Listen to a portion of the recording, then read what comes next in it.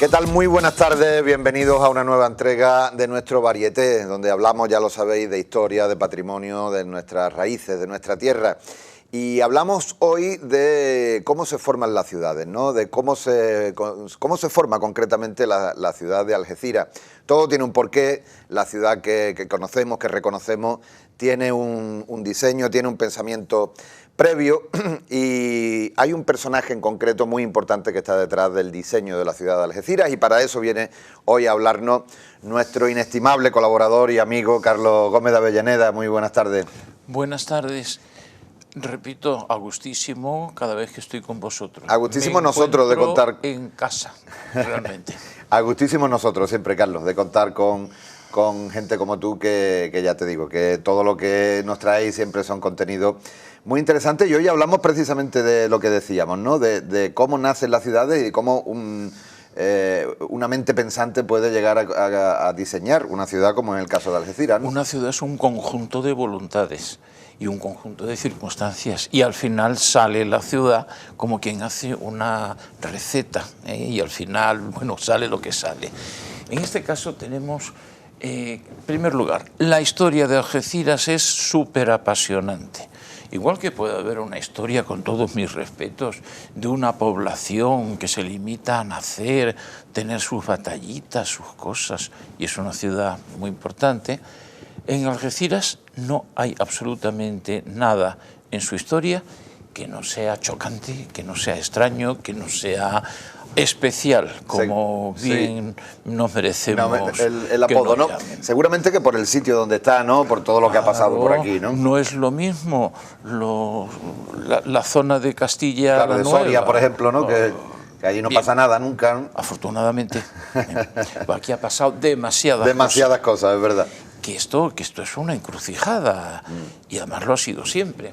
Pues bien, vamos a ver ahora uno de los muchísimos personajes apasionantes de la historia de Algeciras. Berbún, el marqués de Berbún, bueno, fue marqués posteriormente. Este era un ingeniero al servicio de la corona española, que tuvo una gran influencia en la Guerra de Sucesión española, concretamente en Barcelona, y era el mejor ingeniero militar de la corona. Modernizó totalmente la ingeniería militar en España. No, todavía no. Y su influencia, además, no solamente era un ingeniero, tenía también sus visos de diplomático y hombre de Estado.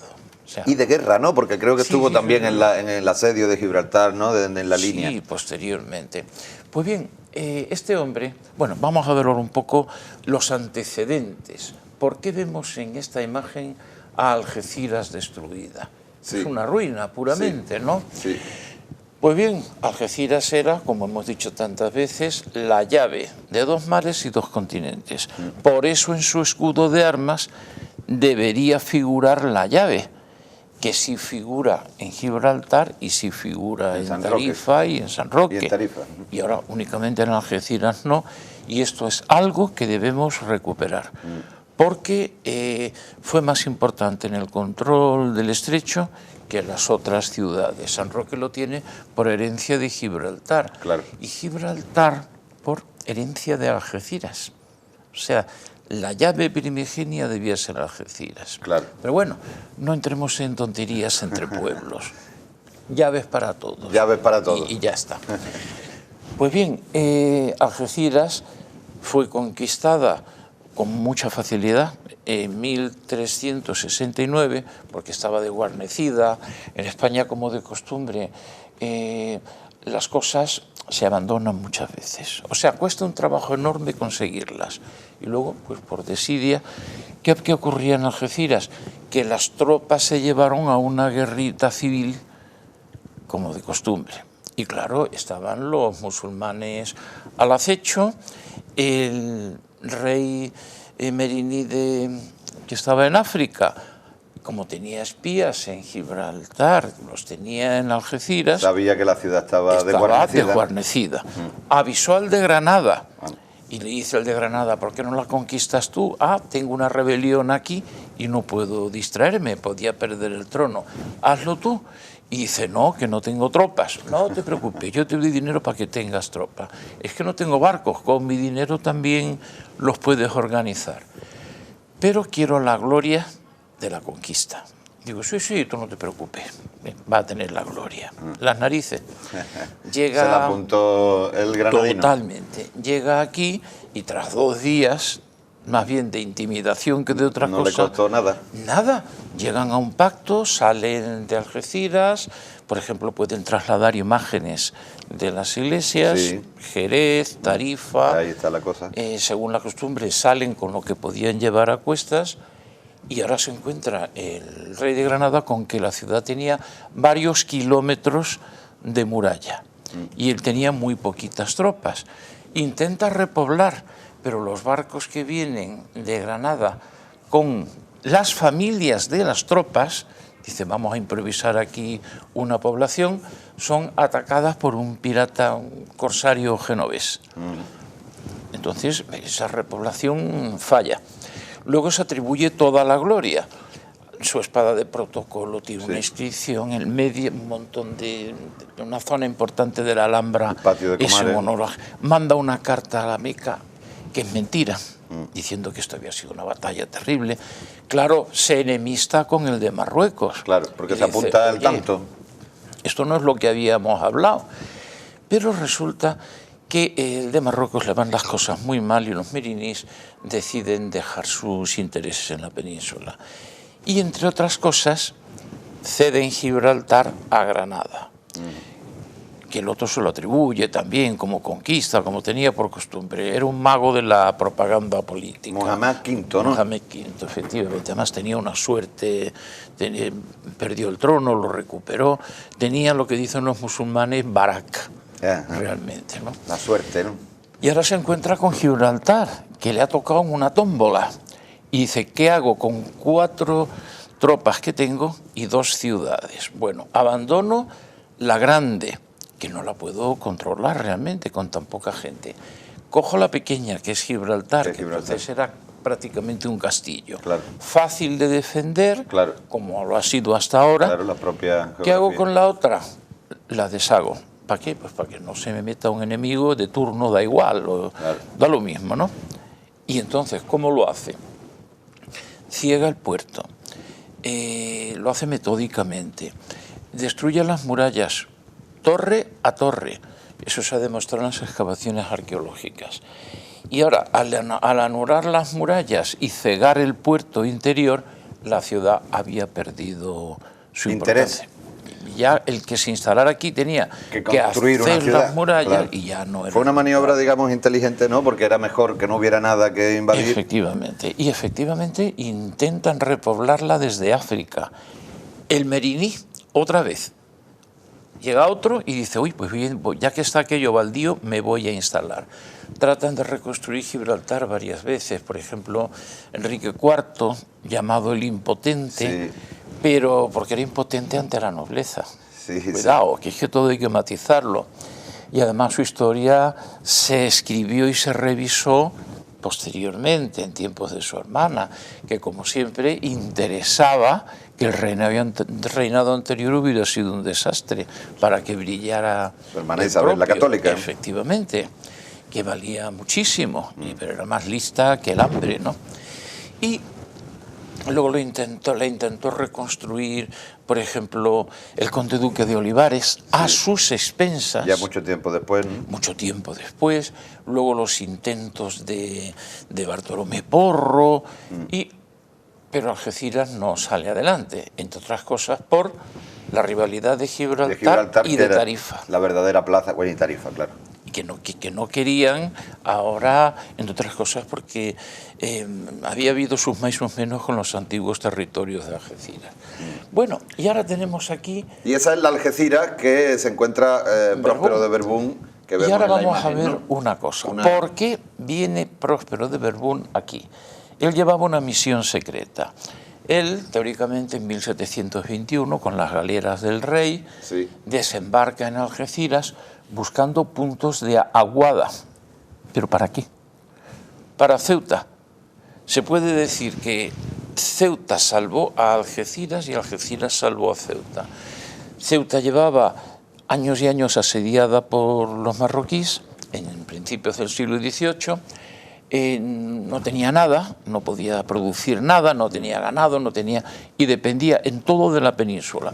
Cuando se pierde Gibraltar es una tragedia, porque ya abastecer Ceuta desde Cádiz, Málaga o Tarifa, que era una playa, era muy difícil. Entonces buscan, casualmente hay un socorro a Ceuta que se hace desde Algeciras, antes de Berbún.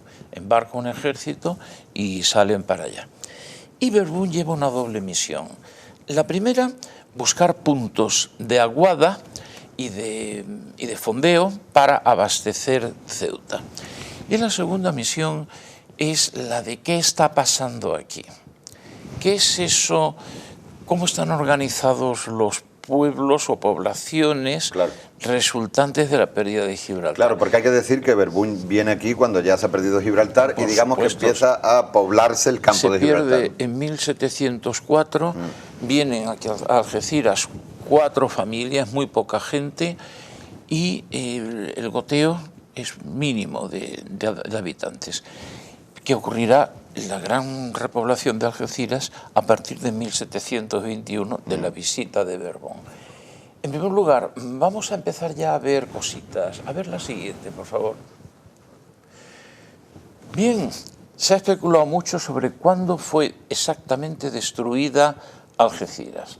Algunos historiadores de mucho prestigio han hablado de 1379, con bastante fundamento. Lo deducen indirectamente por una serie de asuntos y tal. Pero yo he tenido la casualidad, la suerte, sin mérito ninguno por mi parte, de encontrar esta fuente. Ah, sí, no me digas.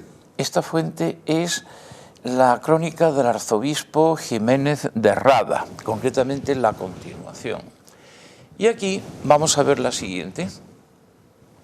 Tenemos este párrafo, está escrito naturalmente en gótica y en la parte baja de lo que es el leccionado se dice: en este año se derribaron los moros a Algeciras por suelo, según está hoy día. Y al margen pone: Algeciras fue todo asolada, en lo correspondiente al año 1375. Qué curioso el documento, ¿no? Casualidad absoluta, nada de mérito de estar investigando años y años. Pero ha sido un hallazgo tuyo, este documento. Repito, casualidad. Sí, bueno, sí. Mérito ninguno. Bueno, el mérito de haber estado buscando. Y luego ya me ha concordado, porque precisamente en 1374 es, o sea, un año antes, es cuando los nazaríes, cuando se hacen con Gibraltar. Sí. Y entonces, con una diferencia de unos meses, el rey de Granada tiene que elegir: o pierdo las 2 ciudades, porque no tengo soldaditos para defenderla, o me quedo con una. ¿Con cuál? Con la más fácil. Que era Gibraltar. Y ahí está la decisión. Y ahora vamos a ver más adelante. Bueno, esta ciudad derruida se representa de una manera, de aquella manera, en los portulanos, en las cartas de navegación y demás. Podemos verla no exactamente Algeciras, sino tenemos aquí la Costa del Sol y el Estrecho. Eso es, sí. En el famoso mapa de Piri Reis, que también ha habido mucha literatura con él, en plan fantástico y demás. Este almirante turco, o los que trabajaron para él, en la parte superior está la costa española y allí está Gibraltar, como una península. Sí. Pero si nos fijamos un poquito más a la izquierda, hay una ensenada y un punto. Ese punto es la Isla Verde. Y claro, no viene Algeciras. El punto rojo. Un puntito rojo. Pero no se ubica bien geográficamente, ¿no? Pero claro que no, esto está hecho súper de memoria. Claro. Y claro, no figura Algeciras porque está en ruinas. Pero posiblemente el texto que hay arriba, en caracteres árabes, se refiera a eso. Adelante. Bueno, en el siglo XVI, Palacio del Viso del Marqués, una de tantas batallas en las que participó Álvaro de Bazán, vemos la bahía y a la izquierda Isla Verde, Río de la Miel y a un lado y a otro ruinas. Sí, y la torre esa que puede ser la del fraile, quizás. Perfectamente, perfectamente. Adelante.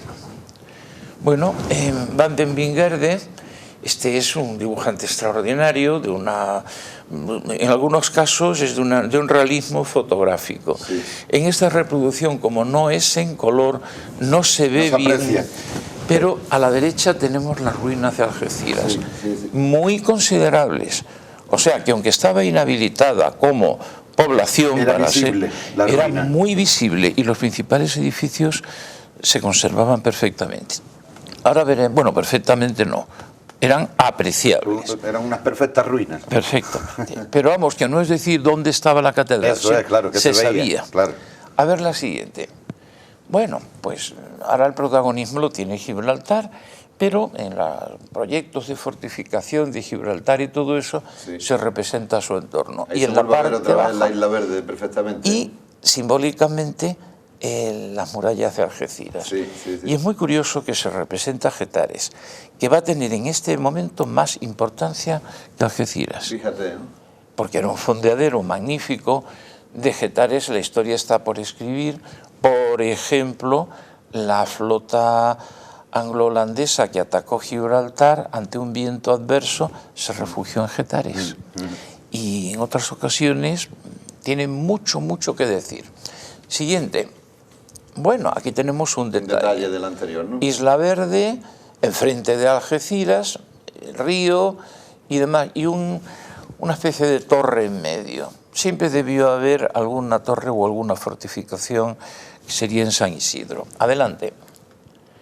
Otro de estos planos, aquí se ve muy mal, pero vamos, a la derecha tendríamos la Isla Verde y las ruinas de Algeciras. Muy fiel no es la reproducción. No, esto, hasta Verbún, las reproducciones van a ser, la topografía es una verdadera porquería. Claro. Adelante.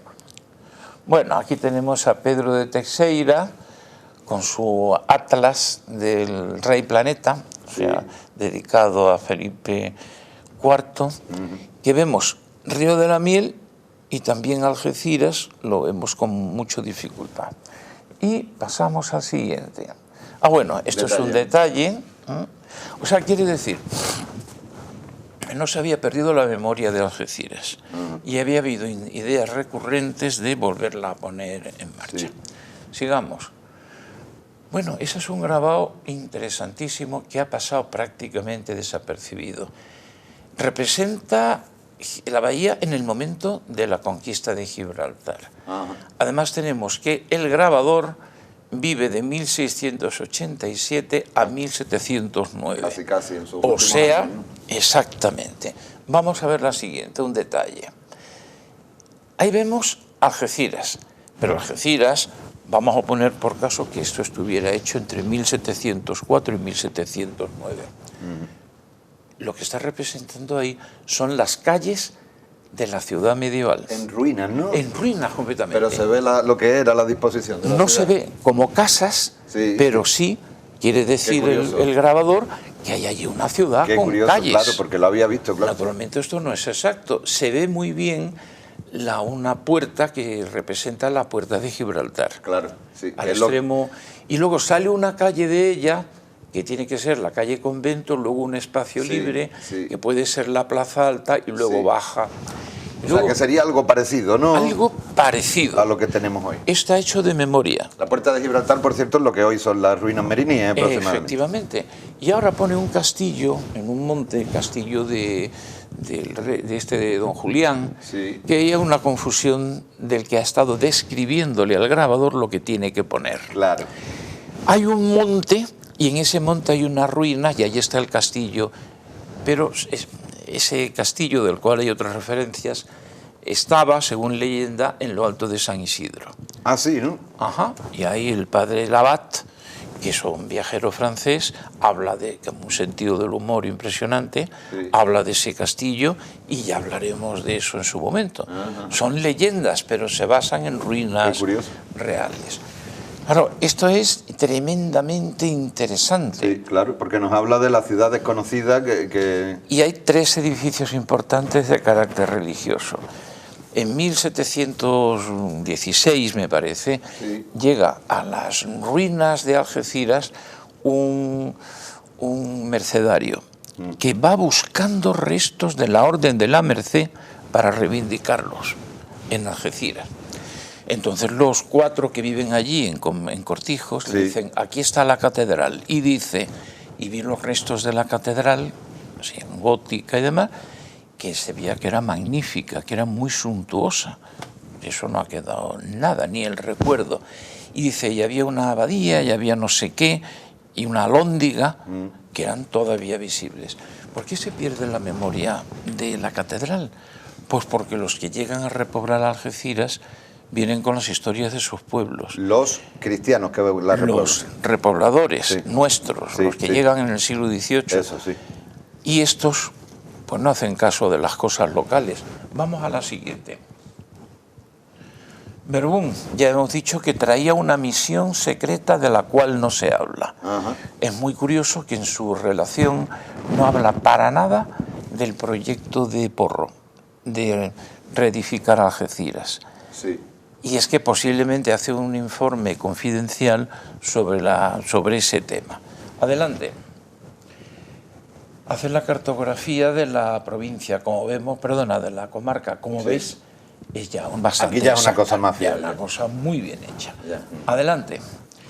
Y ahora, como se entusiasma con Algeciras, dice, este es el gran descubrimiento, hay que hacer aquí una ciudad. Y claro, empieza una correspondencia, bueno, para conseguir que se repueble. Claro, porque hay que decir que la ciudad se repuebla de manera espontánea. Absolutamente espontánea. Pero luego hay una conciencia de crear ciudad específica, ¿no? Aquí vemos la causa. Bueno, vamos a ver qué tenemos por delante. Este es uno de los 2 planos. Son 2 planos que yo llamo planos maestros, sí, porque son planos de trabajo. Yo los he visto en el archivo de Simancas. Me los sacaron entre 3 personas y abarca cada uno de ellos pues, como 2 metros, una barbaridad. Y es el plano de trabajo para trabajar, como quien dice, en borrador. Y de él se hacían las copias que después veremos. Vamos a ver, por favor, los 2 anteriores. Este y el anterior, por favor. Ahí. Aquí, si tuviéramos bastante detalle, veríamos que está haciéndose el sondeo del puerto. Esto era más importante todavía que la ciudad. Que la ciudad, claro. Porque si no se podía sondear, ¿para qué demonios vas a hacer un puerto? Una ciudad, claro. Vemos que queda todavía mucho entre la Isla Verde y la parte derecha del plano. Es que aquí hay mucho que hablar y me gustaría disponer de detalles. Claro. Casualmente conozco la técnica, porque yo he contribuido con una empresa a sondear partes de la ensenada del Saladillo con medios muy arcaicos. Y te puedo decir que en el siglo XVIII era una operación larguísima, duraba meses, dependía de las mareas, dependía del estado del tiempo. Hacía falta unas bases en tierra con aparatos, teodolitos y demás, que iban marcando enfilaciones, manejándose por medio de banderas. En mis tiempos eran walkie-talkies, pero también se podían usar banderas. Y ahora, esas alineaciones, los marinos, los hombres de la mar, no se andan con tonterías y miden en brazas, Sí. que para ellos es lo más práctico. Cogen un cabo, Claro. no se te ocurra decir cuerda, te pueden tirar al agua. Y van midiendo, y luego lo que el tío ha dicho, hay 30 brazas, se traduce a metros o a lo que sea, en la época a varas. Y ahora, aquello era larguísimo, y porque no siempre el viento estaba a favor, las corrientes, las mareas, total, que se corre la voz por Andalucía de que se está sondeando, y vienen como locos los emprendedores. Claro. Pero no vienen solamente los muertecitos de hambre a ver si había trabajo, sino vienen inversores que, por ejemplo, montan una herrería. Esto era como el lejano oeste, ¿no? Efectivamente, es lo más parecido que se puede buscar. Allí veo yo negocio, allí voy a montar yo mi negocio. Claro. Y ahora vamos a ver algún detalle. El otro mapa, por favor. Aquí vemos el sondeo ya completo. y muy minucioso y posiblemente hecho a partir de cero, sí, porque no coincide con el anterior. El anterior se debió iniciar, eso es en el otro mapa, un poquito en plan de aquella manera, y aquí se hizo mucho más científicamente dada la importancia del asunto. claro. Y ahora de estos dos mapas maestros podemos estar hablando durante semanas. Por todos los detalles que hay Todo. ahí, ¿no? Adelante, siguiente. Uno de ellos, las huertas de España, que eran muy famosas, que estaban a orillas del río de la Miel, Sí. y que en este detalle, el camino que viene por la izquierda es más o menos la actual avenida de, ¿cómo se llama este hombre, este benefactor? Agustín Bálsamo. De Agustín Bálsamo. Sí. Y luego el otro camino puede ser perfectamente la cañada, que era la Fuente Nueva. Y tal vez el otro, la cañada De los que tomates. correspondía... No, bueno, ahí ya no tengo la bajadilla, Ajá. posiblemente, ¿eh? Entonces se habla de que la Plaza de España en la bajadilla, Sí. no sé por qué ese nombre, se le puso el nombre, podía ser la época, Sí. pero también el recuerdo de que las huertas, Las huertas de España, España que se llamaban, ¿no? y que debían ser muy importantes porque tenían una acequia.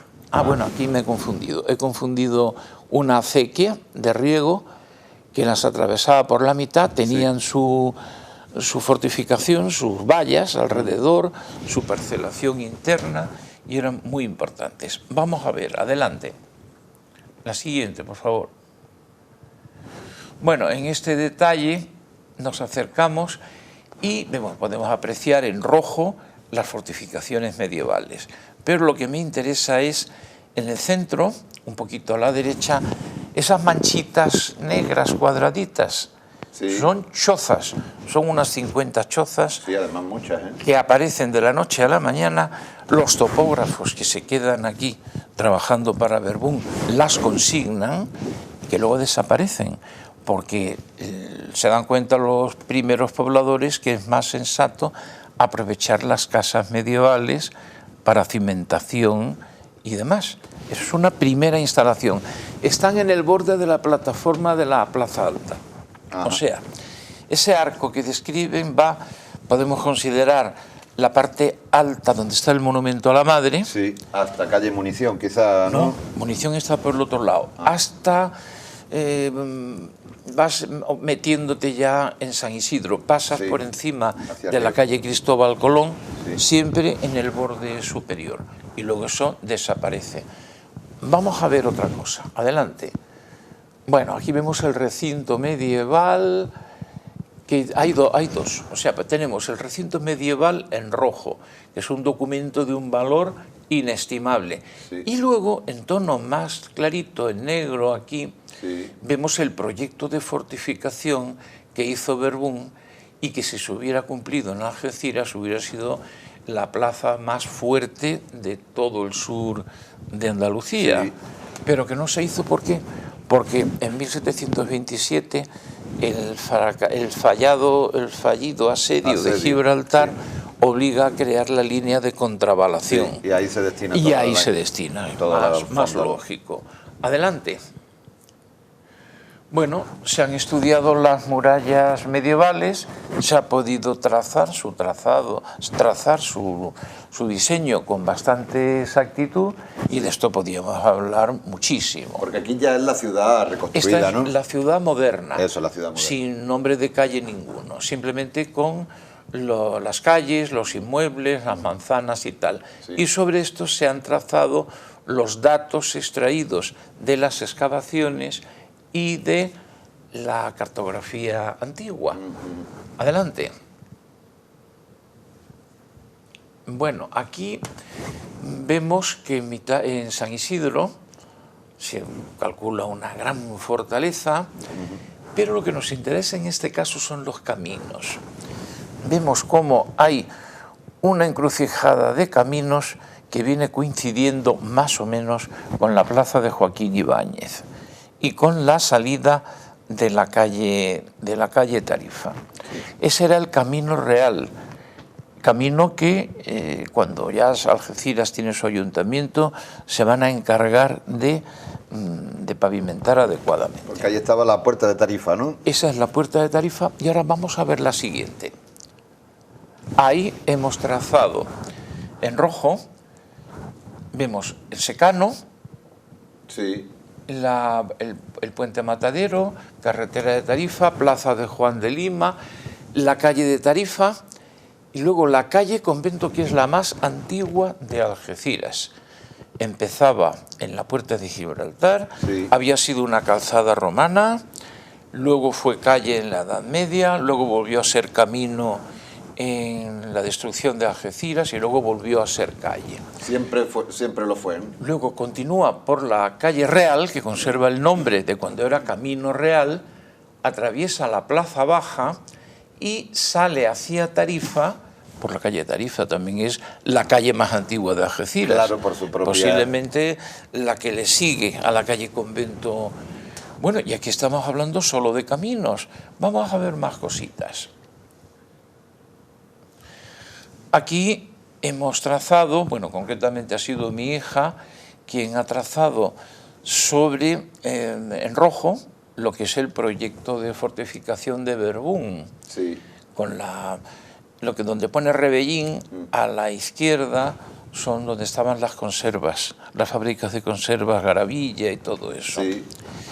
Y vemos que aquí esto hubiera sido impresionante. Y se ve a la perfección, además, las dos ciudades. En este punto, Carlos, en el que estamos, porque se nos agota el tiempo, en este punto lo tenemos que dejar, pero no sin antes subrayar lo interesante de este tema, que es poco abordado, ¿no? El tema de la proto-ciudad de Algeciras, cuando todavía era una ruina. Es un tema inagotable y además de un interés extraordinario. Yo pediría que se reprodujeran estos planos, sí, a ser posible, sino tamaño natural, y que dispusiéramos de esa cartografía en la comarca, porque es de importancia impresionante. Claro. Un tema tan interesante que yo, si a ti te apetece, te emplazo a que sigamos hablando de esto el próximo programa. No solamente estoy de acuerdo, sino que estoy entusiasmado. Porque qué aburrida puede parecer la historia cuando la vemos en un libro, pero qué apasionante es cuando nos la cuentan de esta manera, ¿no? Que casi prácticamente la vivimos, ¿no? Y nos imaginamos aquella ciudad de Algeciras cuando era una ruina, pero que era una ruina visible, tal y como nos ha explicado muy bien Carlos Gómez de Avellaneda. Muchas gracias, como siempre, Carlos, te esperamos aquí para el próximo programa. Gracias a vosotros. Y gracias a vosotros, como siempre, al otro lado de la pantalla. En este punto lo dejamos, pero continuamos justo en el próximo programa donde lo hemos dejado, hablando de este tema tan interesante como es las raíces, el origen de la refundación de Algeciras.